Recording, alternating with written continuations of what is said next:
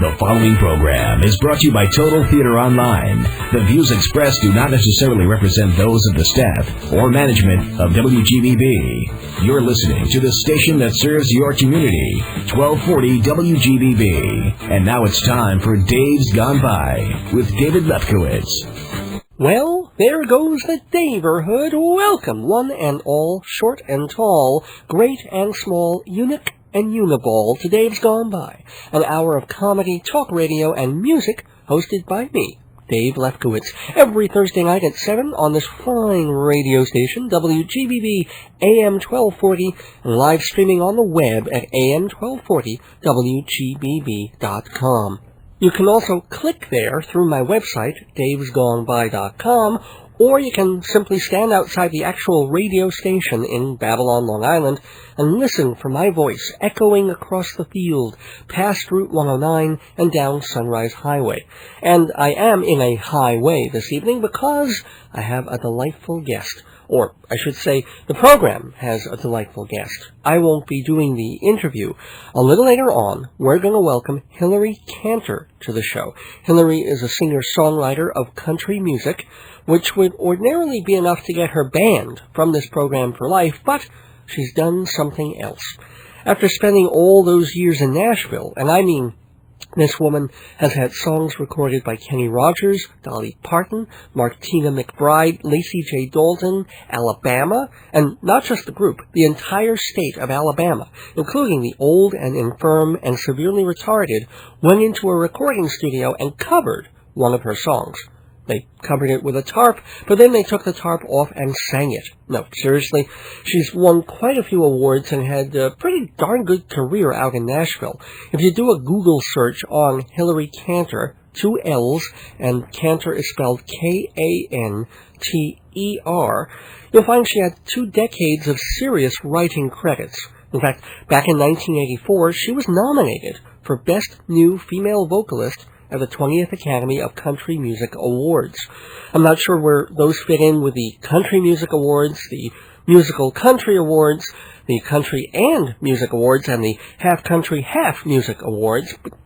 Kind of hard to keep track of all those things. But again, seriously, Kanter knows her way around the music business and the songwriting business, and will be playing a tune of hers a little later to go along with her new book.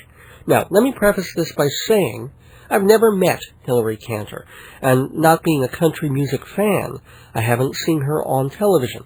I've seen a couple of pictures of her, and she's very pretty. I mean, not just in 1984, when she was a sweet young thing with a new record contract. I mean, even now.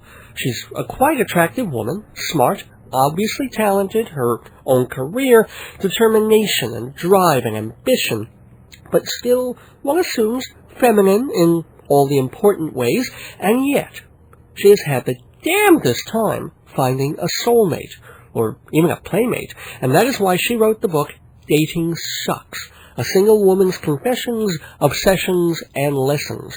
Now here's this lady, still on the hot side of middle age, unquestionably still categorizable in the phylum of MILF, and she has had no luck. I mean, zero, zip, zilch, going out there meeting and dating men, which has left her a lot of free time on her hands, a lot of Friday nights with not a lot to do except writing about why you're home with nothing to do on a Friday night, and that's what Hillary did. She tells with frankness, candor, and the name's all changed, about her worst dating experiences, and she's had some doozies. The promo for the book lists a few of her dinner companions as, quote, Mr. Sociopath, Dr. Needy, Mr. Stinky, Mr. Gorgeous but Bad in the Sack, and Arnold, the Aussie Stalker.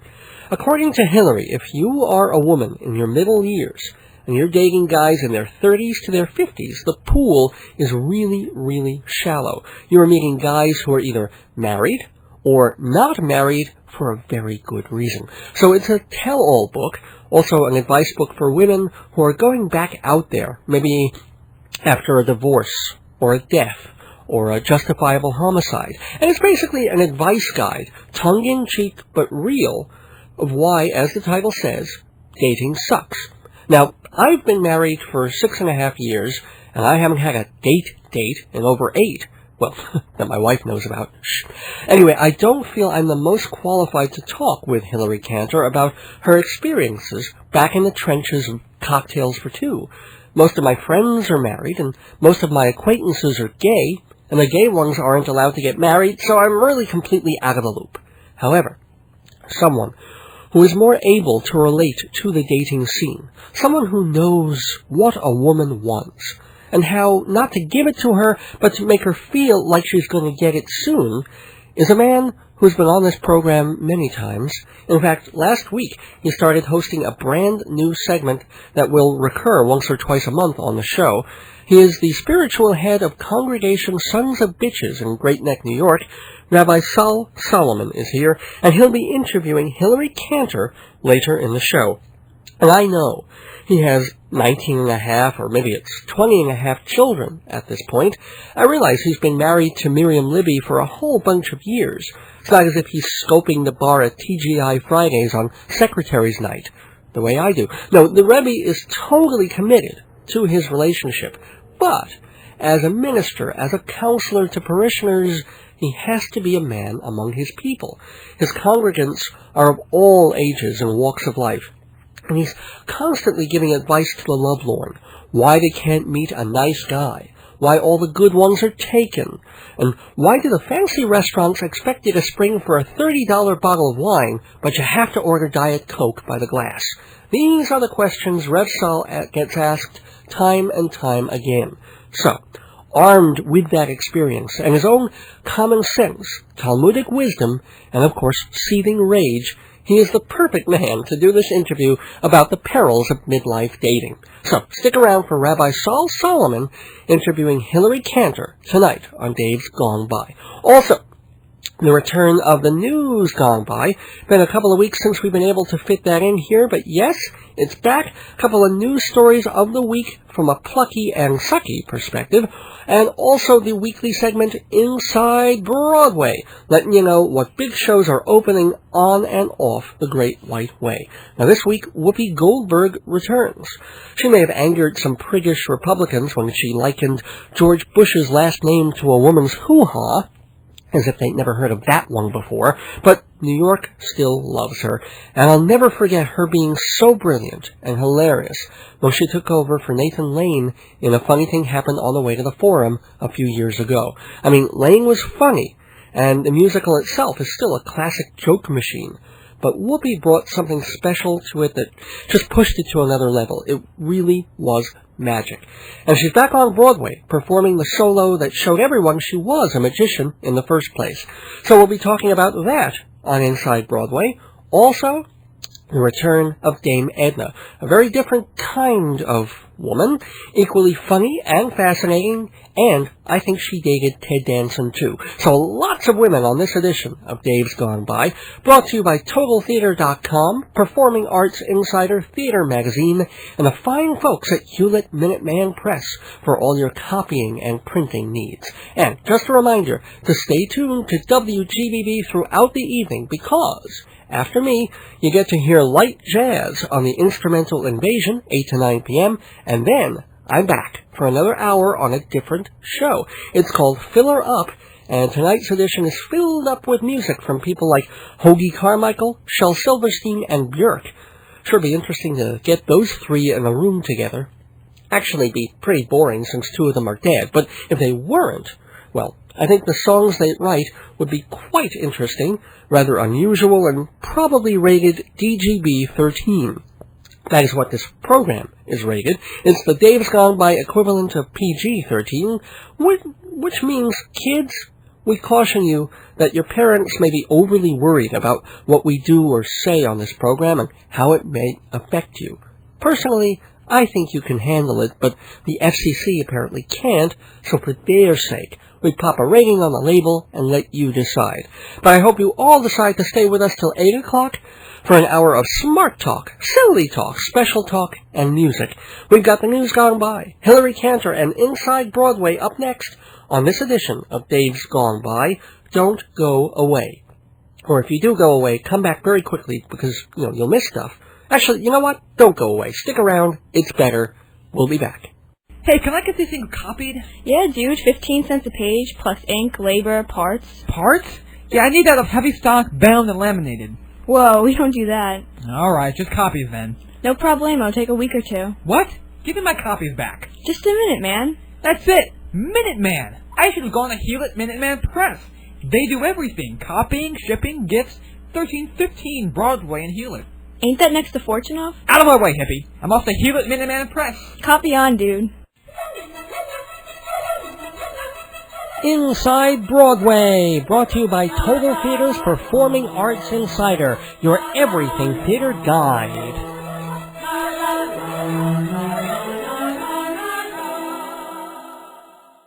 Who? Whoopi Goldberg? What kind of a name is that? How does this unknown suddenly come off getting a one-woman show? 20 years ago, that's what you heard up and down Broadway when this young black actress was picked by no less than Mike Nichols to get her own solo at the Lyceum Theater. Actually, Whoopi Goldberg wasn't quite as obscure on the West Coast, but her early years certainly gave little clue of what was to come. She did go to New York's High School for the Performing Arts, the famous Bain School, but she dropped out, got married, had a kid, and a heroin habit. She grabbed bit parts in Broadway musicals, but got no breaks, so she hopped on a plane, changed her life, and ended up being one of the founding members of San Diego Rep. She also began doing stand-up and improv comedy, and crafted a bunch of her characters into a full-length evening called The Spook Show. Mike Nichols loved the show, but no doubt figured the title would be off-putting to middle-brow theatergoers, so he simply named the evening Whoopi Goldberg, which I guess sounded zany enough. That is not her birth name, by the way. She was born Karen Johnson in 1955, and the name change came pretty early. She was nicknamed Whoopi, and I am not making this up, because of a flatulence problem that made her sound like a whoopee cushion.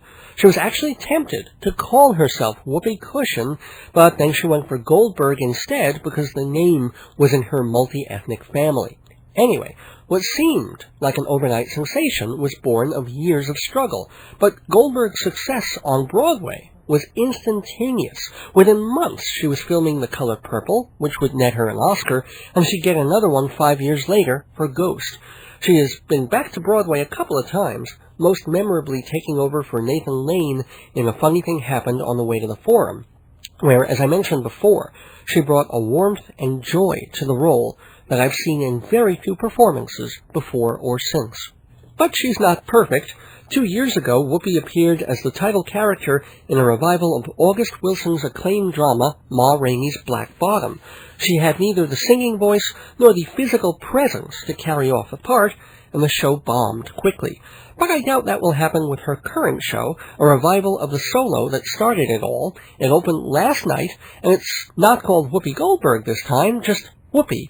But if you remember the show from seeing it on HBO, or maybe its original Broadway production, you're probably going to want to revisit the little girl with the long golden locks, Fontaine, the junkie turned straight, the Jamaican nurse caring for the horny old raisin, or that stunning piece about the crippled young woman who dreams of dancing.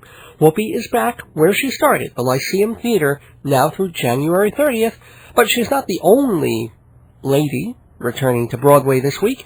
Another very funny, very unique, and unique-looking female is treading the boards of the Music Box Theater through mid-March.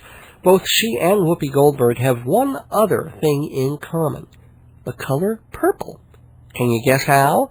Think about it while I remind you that your best Broadway guide, besides these weekly Inside Broadway segments, is Performing Arts Insider Theater Magazine.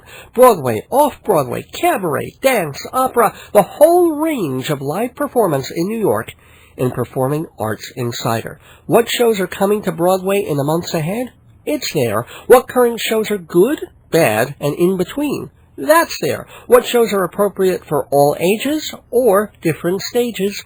That is there, too. Performing Arts Insider, 516-295-1511 for subscription information. 516-295-1511. or email paipress@aol.com, paipress@aol.com. Single issues are just $10 for Days Gone By listeners, or get 10% off your subscription if you mention the show.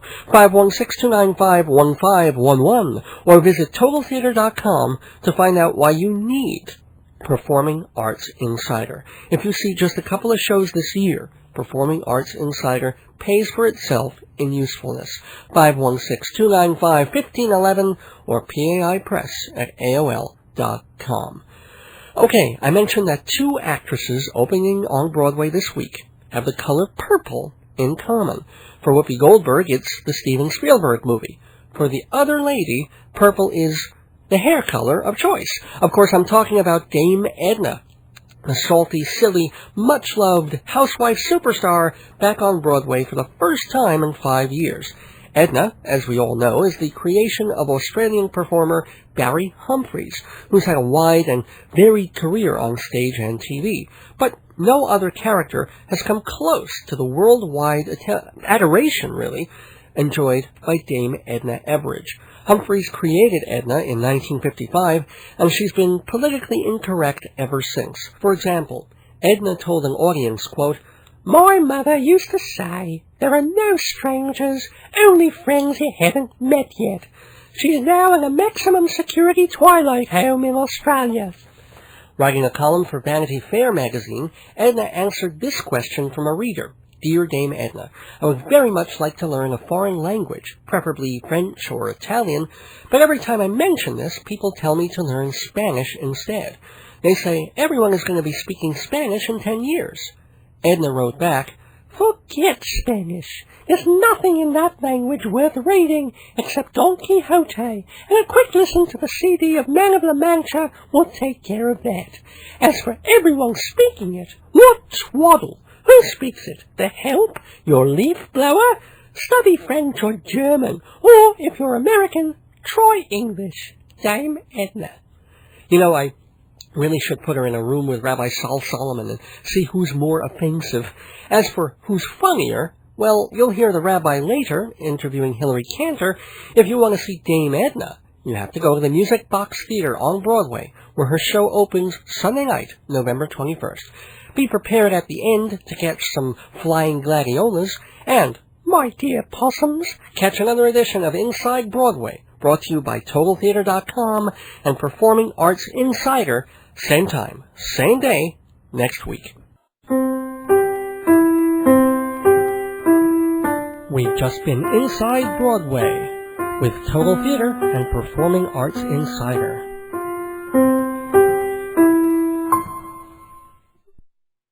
Sponsor me, Dave's Gone By. Run your ad, folks will buy.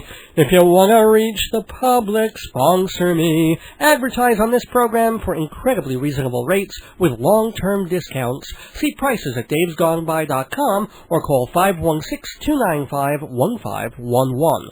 Sponsor me. If you're wise, on Dave's Gone By, you'll advertise. If you want to be successful, sponsor me. Mazel tov, alles eingesehen. Congratulations! Shalom, goddammit! This is Rabbi Sol Solomon on the Dave's Gone By radio show, and I'm so excited, I'm so happy. I have a special, wonderful guest on the telephone with me tonight. It's the author of a book called Dating Sucks, and we're going to find out if she does. Her name is Hillary Kanter, and she's with us on the show. Hillary, are you there? May I speak to you?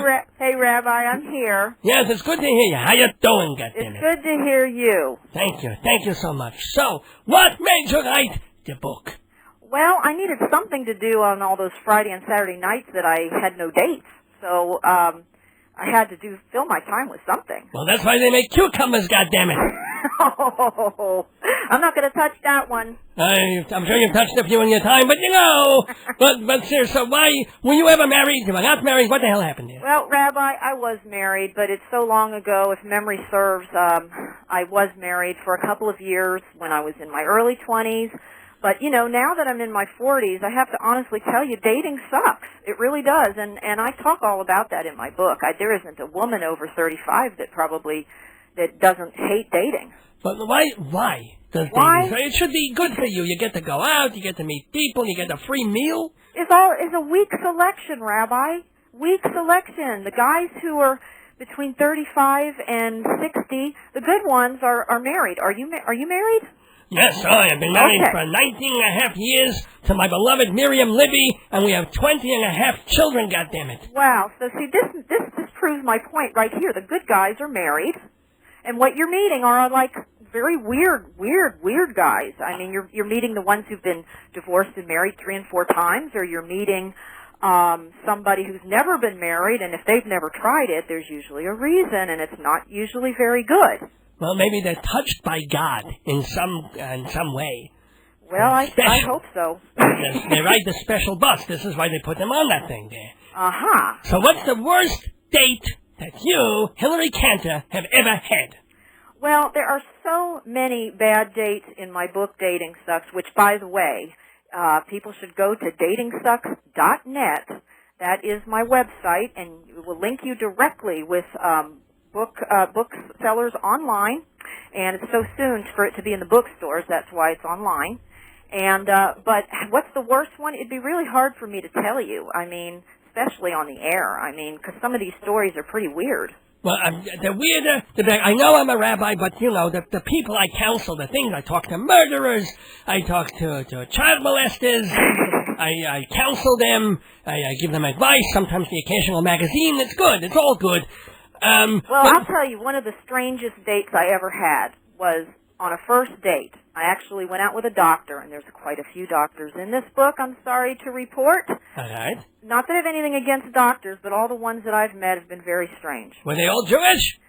No, they were not. Were the strangest ones Jewish? Probably. I figured. But this guy, I met him on a first date. We went out to dinner, and do you know, he actually said that he wanted to give me a colonoscopy. Yes. Yes, he actually did. I was telling him about some, we got on the subject of medical things, you know, which is something I like to talk about, and I had a little problem, and I started telling him about it, and he said, well, I'll tell you what, all those doctors are completely wrong about you. If I gave you a colonoscopy, I'm going to prove there's something really wrong. How romantic. And I said, do you think we have time for a little dessert first? Well, I don't think, he didn't mean anything, a naughty sexual, No, he really wanted to take me right over and give me a colonoscopy, for God's sake. I think that's very nice. Why do you find it strange? I think it's a little, hey, that's not exactly first date talk material, you know? I don't care. The guy would have saved you like $500 in a health insurance cost there. You would have gone into the office, you would have spread your cheeks for 10 minutes, he would have had a good time. Hey. What? But guess what? What? He wasn't a gastroenterologist. He was a dentist? No, he wasn't a dentist. That would have been even stranger. That would have been sick, I admit. But he was not a specialist in the field of gastroenterology. He was a trauma surgeon. All right. Maybe he thought I'd been through some trauma and he wanted to check it out. And obviously the trauma was him. He was moonlighting in tuchuses. This was his special thing. Hey, you know, there's nothing like sitting at a table when this discussion is going on, watching the faces of people sitting around you, hearing us talking about irritable bowel syndrome and gastroenterology and colonoscopies. I mean, it was bizarre. I think, well, you know, if that was your worst... That's one of them. Well, what's another one?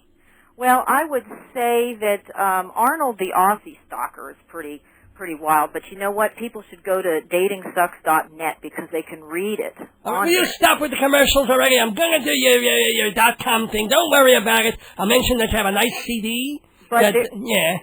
About the CD? Yeah. Yeah, there is a song that I wrote to go with this book because, as you know, I was in the music business, and I've been a songwriter for people like Tim McGraw in Alabama and Martina McBride and Ricky Skaggs, et cetera, et cetera, et cetera. And I had to write a song to go with the book, so it's called Dating Sucks.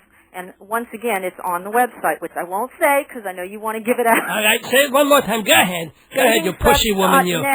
www.datingsucks.net. All right, now speaking... And they can hear it on there, Rabbi. Oh, they can hear it? Do they have to pay for it? Is it free? Well, if they want a copy of it, it's actually not even on the market yet. Oh. But if somebody wants a copy, they can write me. My email address is on datingsucks.net, and I will sell them a copy of it for like $6. Of course it'll sell. Of course it's Jewish. There we go. Now let me ask you another thing. Let's talk about sex, which you are not getting. Which I'm not getting? Or at least... all I could tell you is that's an understatement. So even from the time this has come out, you're still not getting any of the nookie wookie there. I'm not getting anything.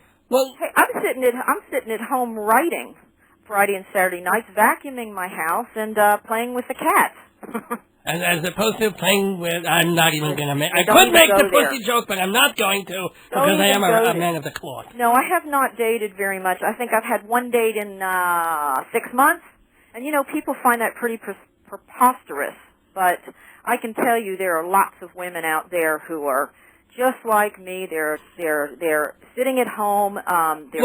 Are you a troll? I mean, are you ugly? What do you look like there? Well, you tell me. You got the cover of the book there. Well, it cuts off half your head. So the face that I see looks kind of nice, but there's no chin and there's no scalp. Well, so, you know, for all I know, you got bumps up there. They had to make my name big on there, and they had to put the title of the book, Dating Sucks, real big. So, no, people are flabbergasted. They look at me like I'm from another planet when I tell them I have not had a date but once in 7 months. But because they say someone like you doesn't have dates. And what I say to that is, hey, I'm just one of many, many, many, many women who are attractive, and we're successful, and we have good personalities, and there's, we have 2 eyes and a nose and a mouth and not, anything weird coming out of our head or, and we still are sitting at home alone. Well, let me ask you this then. With all the ways to meet people, especially in this day and age, you got the internet, and you've got the chat lines, and you can go to That's right. to markets and local colleges for adult education courses. Yep. Why? I mean, they all suck. I've tried them all. I'm here to tell you that once you are over the age of 35 or 40, and I would say most women, and now not all, but most, they are having trouble dating. And even with all these outlets, you meet weirdos. You meet really, really weird people. I can't begin to tell you. The low level. You're talking to me. I understand this perfectly, yeah. The low level of quality out there, like, because they're married, or the guys are great, but they're not into women. Oh, well, that would be a problem. And I have some... We had those in the seminary, let me tell you. And they put the seminary. I blew that joke, goddammit. Oh, Rabbi, you're getting out there. No, I'm not out there yet, but... You're not out there yet? Oh, boy, have I got trouble. What are you doing? No, I was going to say Friday night, but I know what I'm doing Friday night. Praying! I'm vacuuming Friday night. That's my vacuuming night. On Shabbos? No wonder you can't meet men. God is angry. Take Friday night off, vacuum on Saturday night. God damn it. Boy, you have weird language for a rabbi. Yeah, I do, goddammit. But let me ask you something. Yes, sir. Let me, maybe, and I'm sure you've heard this from people, maybe your standards are too high. You could probably, if you're a hot little chickie, could go into the local bar, spread your thighs just a little bit, and the men would just come pouring into you, like water in a sieve. The types of men. We're talking about, any woman can get any man if she just wants to go out and get somebody. But if you want to get somebody to have a relationship with who's got something going on, something that they're not just some loser, that's different. But when you haven't had any in so long, what's wrong with a little stubby the Whoopi, Well, there's nothing wrong with it. It just kind of depends if that's where you want to go or not, I'm past that. Hey, when you get past 40, it's a lot of effort dating. I mean, it wears you out. It's tiring because most of the time it sucks. Well, let me ask one thing that I was kind of. But there is a solution, though. What is the solution? The solution is this. Go to your website. It's datingsucks.com. Datingsucks.net. Net, not sorry. .com. Not net. That's why you can't meet guys. It's a net instead of a com. No, spend the money. Buy the com, goddammit. The answer is to be happy anyway. Make your life the cake, and the guy, if he comes along, will be the icing on it. Well, there's a metaphor in there somewhere, but all right. I understand this. like most people, including me in my past life, I made the guy the cake, and anything else in my life became the icing. That doesn't work. If you get real happy with your life and you find the good in your life and you have a life and you make a life for yourself, hey, if you don't have a guy, I'm very happy. Now, I would be happier if I had a relationship, but, I'm doing pretty well. All the dating experts say, they tend to say that once you stop looking, once you concentrate on being happy for yourself, boom, that's when the guy comes along. You know what I say about the when you stop looking thing? I'll tell you what happens when you stop looking. What? Even less than when you're looking. That's been my experience. It doesn't make any difference. And I haven't been looking for a long time, and I certainly haven't been dating either. Now, the one thing you have been doing, you mentioned your song before. Yes. But you had a whole career, or maybe still have a whole career in country music. What's a nice Jewish girl like you doing in a redneck business like that? Well, you know what? You got me on that one. I really don't know how I wound up here, and I'm in Nashville, Tennessee. And but I've been here for over 20 years, and I have written a lot of songs for country artists, and I was a recording artist myself on RCA in 1984, 85. You're dating yourself, which I guess makes sense since you're not dating anybody else. Well, I want to just clarify something here. Dating in my 20s and 30s was completely different than it is now. Why? It's totally different because what you're looking for as a woman in your 40s is not what you're looking for in your 20s and 30s. It doesn't work the same way. You don't have, your needs are different. Well, what do you need? How are your needs so different from when you, let's say, 22? Because when you're 20 or 30, if the guy's just really hot looking, okay? Like me? Like you, Rabbi. If he's just really hot looking, that's enough. But chemistry has to exist now on so many different levels because it doesn't work otherwise. It can't just be on one level. It has to be emotional and psychological and on a physical level and sometimes spiritual as well. Oh, I like that word. But honestly, why does it have to be that serious for you all the time now? I mean, why can't it be just, he's hot, I'm on a stoop, let's do it. It doesn't have to be more than that. Or for you it does. I have lots of women friends who date guys younger than they do, and I've tried to do that, and that didn't really work for me either. And, of course, in Dating Sucks, the book, I talk about that. But all I can say is this. The younger guy thing works for some people. It doesn't for me. And if a guy is just good to look at, but he doesn't interest me mentally, if there's nothing going on upstairs, I am not attracted. I'm just not attracted. But he could become president, goddammit. Yeah, I mean, you've got to have something else going on after a point. Well, do you have any dating, it would go back a long time now, but do you have any tips for getting through a bad date or a half-decent date? Well, I've learned that,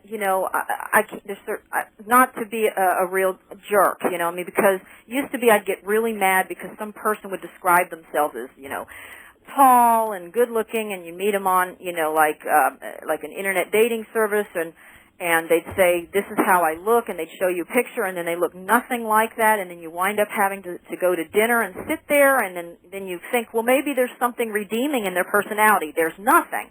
Right. And, me in my 20s or 30s would have been really rude. I might have even just said, I'm sorry, I'm leaving. But I learned, you need to be compassionate because, make the best of it. Make the best of it. Order the best thing on the menu. No, well, you say that. I was a little angry at this in the book, that no matter what, the man pays for dinner. What's wrong? Not even that you should pay, but not even Dutch. Well, what the hell is wrong with Dutch? Why are you trying to make us broke? Well, you know what? Here's the deal. The deal is this. I think that if a man asks a woman out on a date, he should be a gentleman and pay for it. Now, if I ask him out, I think if I want to pay for it, that's fine. Have you ever asked a man out on a date? Have you broken that barrier there? I did that sometimes when I was younger, but I don't do that anymore. I don't believe in it. I don't believe in women going after men. I think the man's the hunter. This goes way back to the caveman days. Men are pursuers. They are better in the role of pursuing than being pursued. And we make it too easy on them. We women, we just, we make all the plans and we call them up and ask them out. Then they don't have to risk anything. I say, let's let the guys be guys. Let them be men, Except for the fact that you haven't had a date in 5 years. Well, I've had dates within 5 years. All right, there just haven't been any good ones. Well, maybe you should start asking the guys that you're sort of interested in. And, say, oh, look, it's Dutch, I'll pay half. It's all right. I have a little bit of money from the country music coming in. And don't order the best thing on the menu and we'll be good. Well, I just say this, I was raised, if the guy's taking me to dinner, not to order the best thing on the menu anyway, especially when you're getting to know him. That's not how I was raised. My mother always taught me to be reasonable, till you really know somebody. But, I just can't get into this Dutch thing. I really can't. I can't get into it because I think it really goes against just a normal inclination for a guy to be doing something that's natural, but we're making it seem like that is not natural for them to pay, Speaking of unnatural. Yes. You had a boyfriend, a long-term boyfriend, who really, really screwed you up. Oh, yeah, Mr. Sociopath? Mr. Sociopath. Tell us a little bit about Mr. Psychosocial Goyim. Yes, exactly. And like I said, on my website, datingsucks.net... Oh, you got that in there. I thought you wouldn't manage to do that, but yes. Oh, I should let you, Rabbi, but let me just say this to you. Mr. Sociopath, I'm sure that almost every woman has had a Mr. Sociopath in her life. And this is a guy who lies about everything. Little things, big things. It's just natural to lie from the time they were born. Oh, I've been lying about my 3 inches for ages. What can I tell you? Well, what I've found... Talking about my nose. What I've found men lie about most...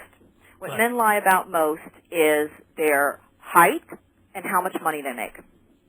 What women lie about most is their age. How old are you, by the way? I am 48. And this is true, this is definite, this is, I can check your birth certificate? You know what? My whole book is based on utter, 100% unembellished truth. And it's very frank, and I don't think there's any other book that's like that talking about dating. It's really the way it is. And so I don't lie about anything. You don't mention any names, but has anybody at this point... I'm afraid to mention any names. Well, no, but since people might know or remember you, has anybody contacted you that you've written about and said, oh my God, that's me? Well, I'm happy to report no. And I had a book signing here recently in Nashville, a really great one. It was packed. And I was happy to say, as I was getting ready to read a chapter from the book, I said, I'm very, very happy to report there are none of the men that are in this book are here. It was a good moment for me because I had a second and third choice mapped out in case the guy that I was talking about in the one showed up. But, most of the men I've dated have been out of town. They have not been where I live. Well, let me ask you, when you went on the book signing, yes. Did maybe a man or two slip you a phone number, an email, a social security card? Well, there were a couple of dopey guys just kind of standing there like, not saying anything, and like they'd come up to get the book signed and they just like stand there, and I'm going, yes, I've signed it. Is there anything else I can help you with? Well, maybe they felt a little, and you could, they just like stand there, but no, nobody really asked me out. I mean, there was an interesting thing. There was a Jewish matchmaker there. Yes. A shadchan. Yes, her card said Jewish matchmaker. And do you know, she was the scariest looking person I've ever seen. All I could think about is if I call this woman, anybody who'd be her client has got to be as weird can be. She looked like trick or treat, only it wasn't Halloween. Have you ever tried that kind of thing, the matchmaking services? Well, I've talked to a few people about that. Mm-hmm. And there's just... That may be in the future for me, That's one thing I haven't tried. I have not tried that sort of thing, but it comes down to the same thing, Rabbi. Mm-hmm. There's a weak selection, and they're going to have a weak selection, too. Well, do you think maybe it changes, like in your 50s or 60s, like the men get divorced or the wives die off? That's different. I say, the best chance a woman has got, this is horrible, but if he's a great guy and, God forbid his wife dies, then you can, maybe bake some cookies or, make a cake and take it over to them and Get them when they're 70 because they're desperate and they need nursing care and they'll be that's so a grateful. Problem too, because, you don't want to be with someone who wants a nurse with a purse. And I mean, the older guys, and I've dated older guys my whole life. And now, I'm 48, but a 50-year-old guy sometimes is too old for me now. Looks like an old guy. But people tell me I look 10, 15 years younger than my real age.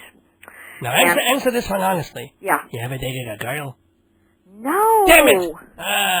No, but I'll tell you what. There have been many a times that I pondered and wondered to myself, would it be easier to date a woman? Unfortunately, be more fun to watch. I'm hopelessly heterosexual. Hopelessly. Well. And but I have to honestly tell you, I haven't. It's not that I haven't at least a few times kind of wished I was, because I thought it might be easier. Well, and then again, I have the people that will go either way, and I just say they're greedy. Well, now tell us, what is your website? My website for dating... Do you have a website? I do have a website. Oh, that's good, goddammit. And what's great about this website is that the song Dating Sucks is on there and people can hear it. And a sample chapter is in there. And people can email me. And I really want people to email me and tell me what they think of the book, Dating Sucks, which, by the way, on my website, datingsucks.net, there are 4 links to booksellers online where you can get this book, including Amazon.com. And the subtitle of this book, which I haven't mentioned yet, the title is Dating Sucks, but the subtitle is A Single Woman's Confessions, Obsessions, and Lessons. And it is 100% unembellished. I did not make a darn thing up on it, and I couldn't have made this stuff up if my life depended on it. It's so weird.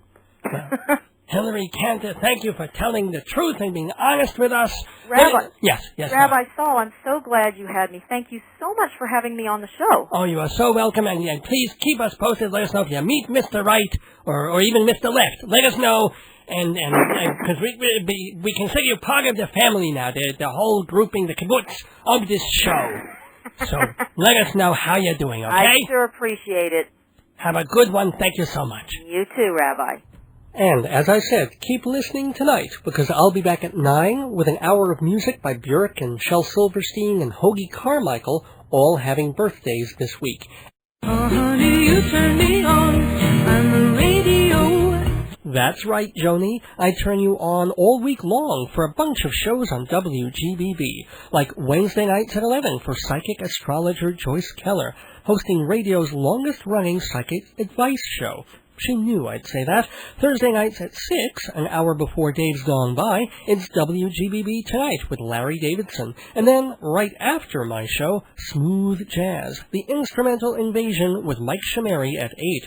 Friday nights at 6, Bonnie D. Graham has advice about being single and singular on Long Island's dating. And things get wilder on the weekends with the Saturday Night Rock Block, starting at 7:30 with the Mr. Redman Music Show, up-and-coming Long Island rock bands, and a weekly countdown, followed by Mikey and Jimmy. It's a madhouse, it's a zoo, it's Mikey and Jimmy, Saturday nights at 9. And then, on Sundays at 7, Joe Salzone offers conservative politics with a sense of humor and an open mind on your world.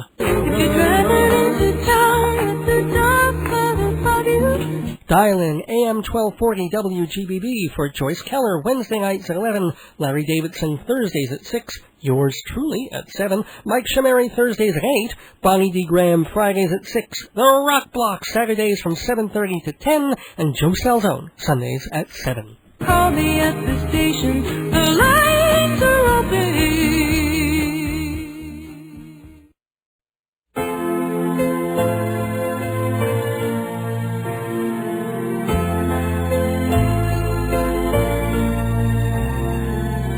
Just one look was all that it took to know I'd be better off home with a book. Yeah, dinner was riveting with my blind date, so boring that my head fell into my plate. Dating sucks. Dating sucks. It's depressing, confessing I just might throw up. It bites the big one. It bites the big one. Dating sucks.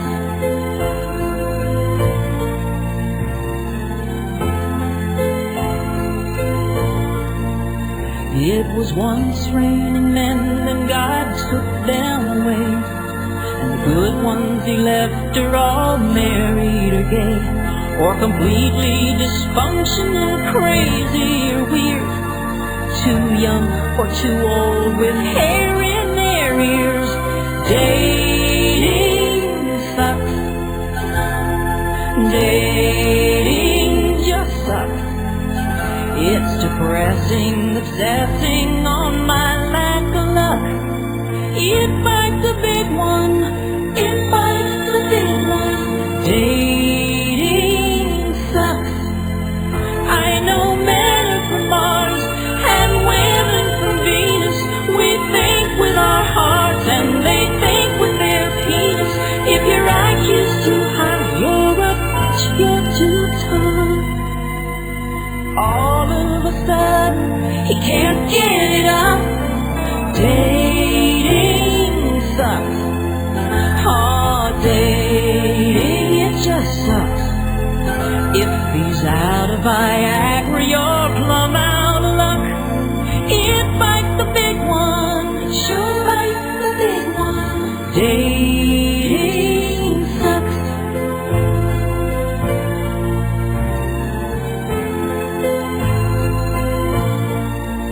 Well, I've shaved and I've showered and I've made up my face, tried clothes on for hours, just look at this place.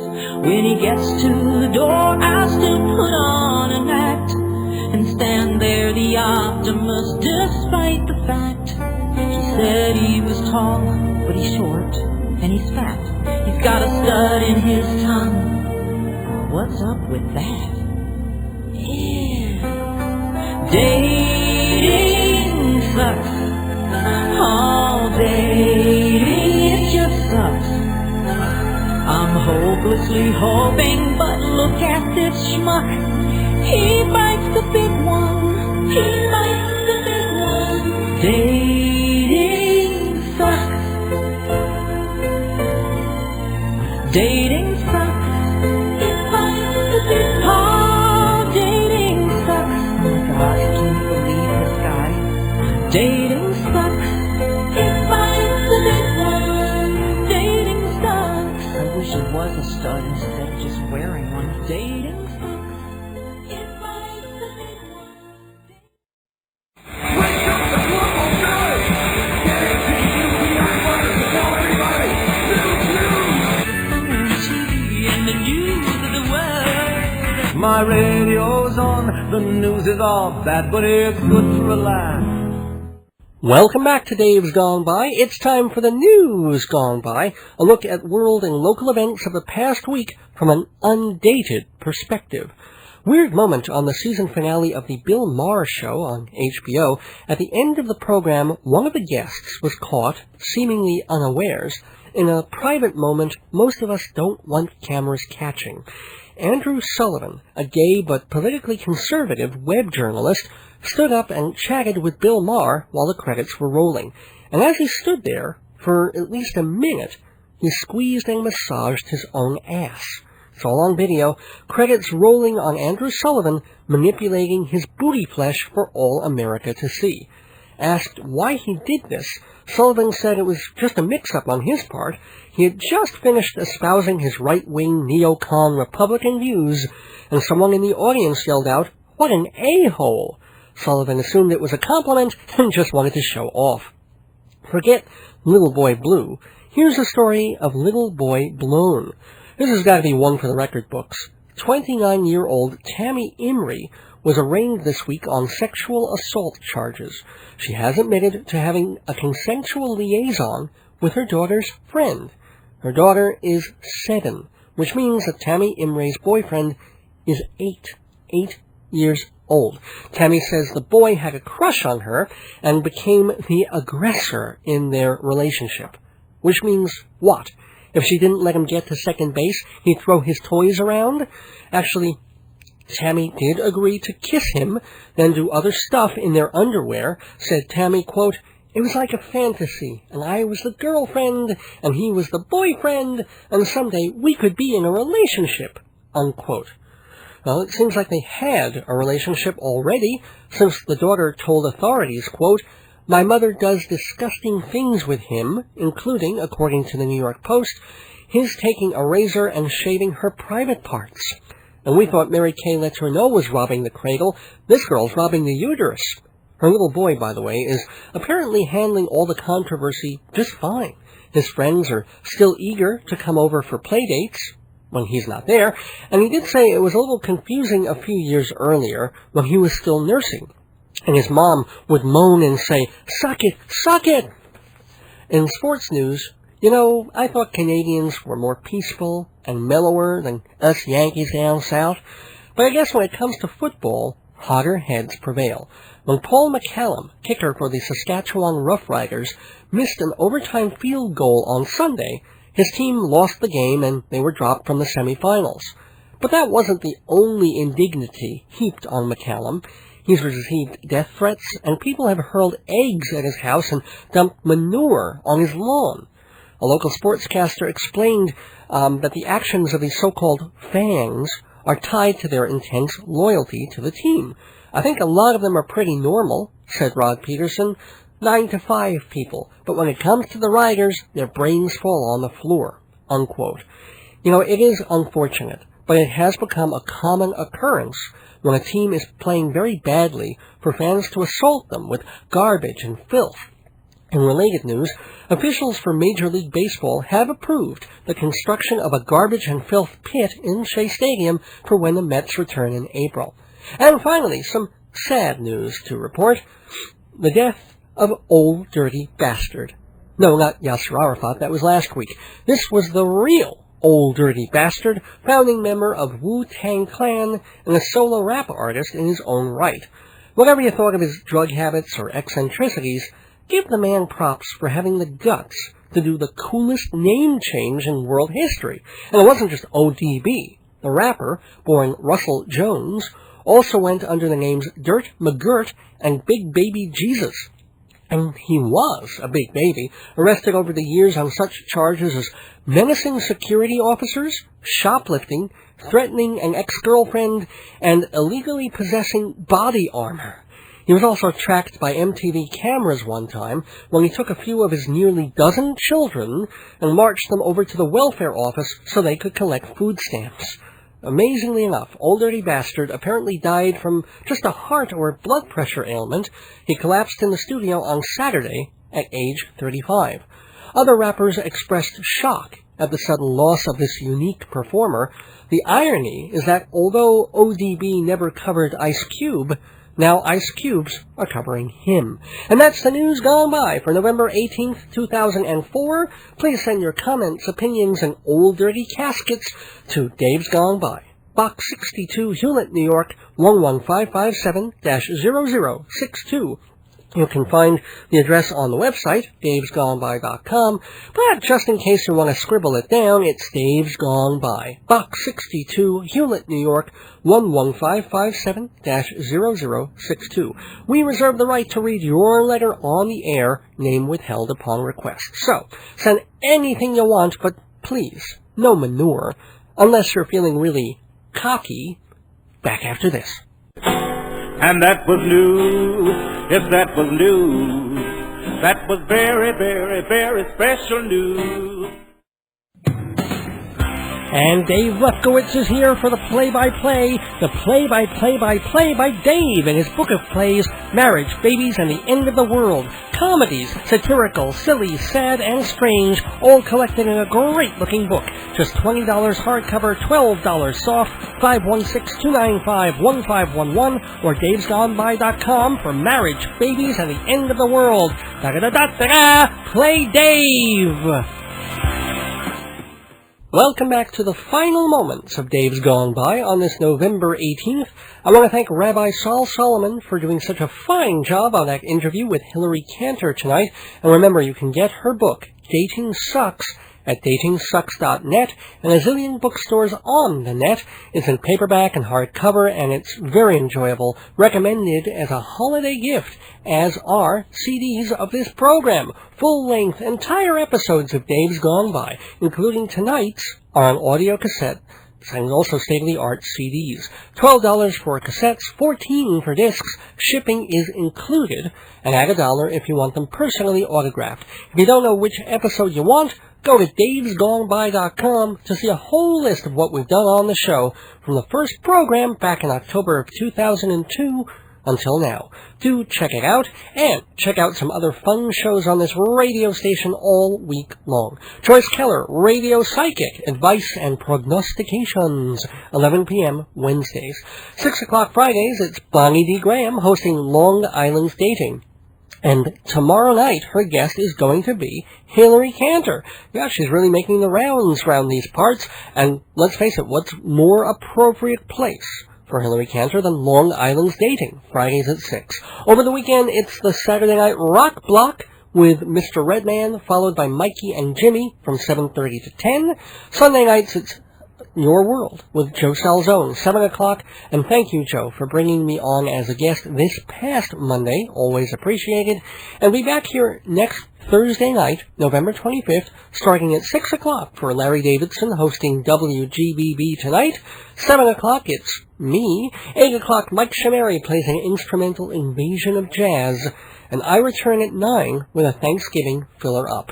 And I'm giving thanks, as always, to my sponsors, Total Theater and Hewlett Minuteman Press, and to my beloved and wonderful wife, Joyce, and to all of you for listening. As I said, keep listening tonight, because I'll be back at 9 with an hour of music by Björk and Shel Silverstein and Hoagie Carmichael, all having birthdays this week. And next week's Dave's Gone By, my guest will be Canadian singer Rob Zabo. What could be more American than welcoming a Canadian on Thanksgiving? He's quite talented, and we're going to end this edition of the program with a song from his 2003 CD, A Battery of Tests. The song is called You Don't Believe Me Anymore, but I hope you'll believe me when I say I love doing this show for you, and I'll be back next Thursday, November 25th, for the 103rd edition of Dave's Gone By. Until then, don't miss your days going by. This is Dave Lefkowitz wishing you good night, good music, and gone by.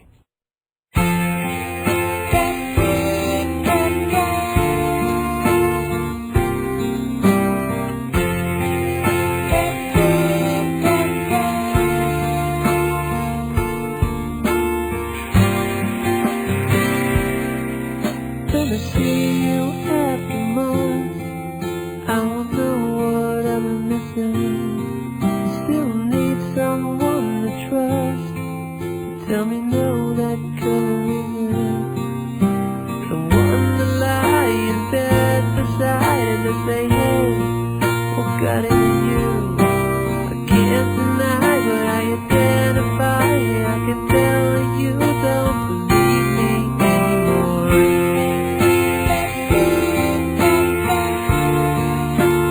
Believe me anymore.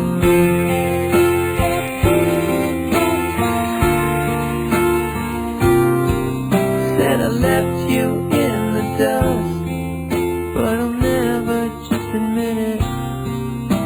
Believe that if you must. Well, I didn't, I really didn't. We cut and slice and analyze it all as to why. Across my heart and hope to die, but I can tell you don't believe me anymore.